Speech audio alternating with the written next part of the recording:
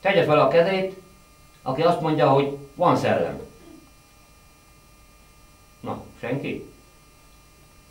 Hát itt megkérdezik Bögyökrényét, neki biztosan elhiszik. Bögyökrénye, maga szerint van szellem, vagy nincs szellem? Ha nincs, akkor tessék kettőt kopogni.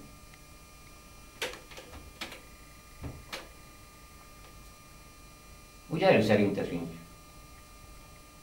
De azért én azt mondom, van szellem. Méghozzá két csoport. Az egyik a gazdag szellem, a másik a szegény szellem. Elég mondanám a gazdag szellemeket. Ha azt mondom, most nagyon figyelj, Pest, Dunapart. Valami csak eszedbe jut. Majd gondolkozzál rajta. A másik, ha azt mondom, hogy Bangkok, akkor mi jut eszedbe? Mire gondolsz? Ó, hogy szoktunk nyaralni? Szépek a csajok? Igen, gyönyörű. Na, amire én gondolok, abban nincsen G betű. G betű. Olyan, mint Gunár. Innen jut eszembe. Te mire gondolsz akkor, ha azt mondom, liba? Mája, nyaka, farháta. Szárnya. Más nem jut eszetekbe? Nem. Most következnek a szegény szellemek. Ugye az illető bemegy az idés nyugdíjashoz, megöli, egy kis ezért, azért, rimiért, romiért.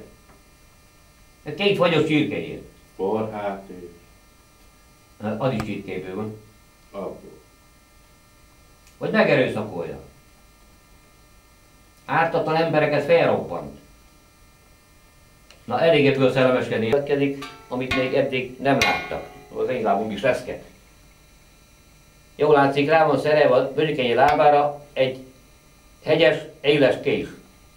Most azt fogom csinálni, lefekszek, nem aludni, aláteszem a kezem a kés alá.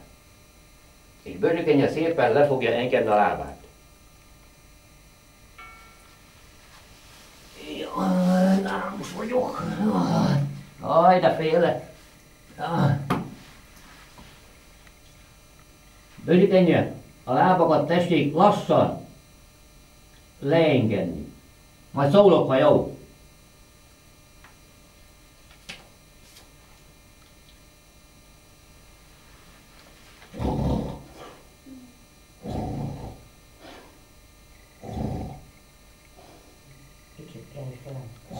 Ha, valaki felébresztett. Haj, de jól tudtam mondta. Na jó, puha. Jaj.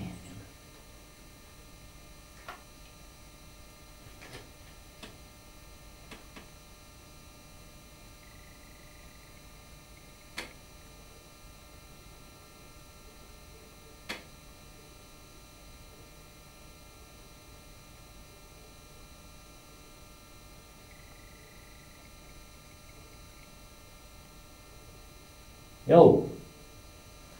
Most megpróbálom ezt a papírlapot, a penge, és a kezem közé tenni.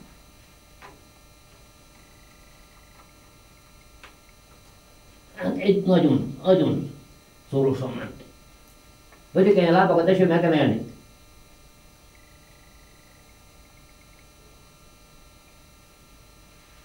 Jó. Köszönöm szépen.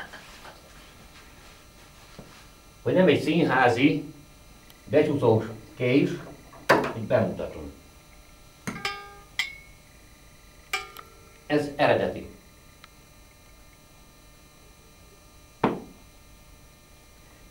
Bögyökénye, köszönjük szépen, a lábakat tessék leengedni. Lassabban.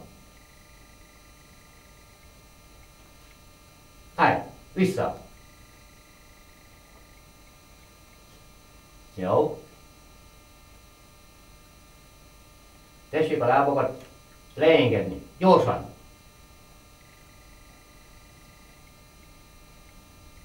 Köszönjük szépen. Hamarosan folytatjuk.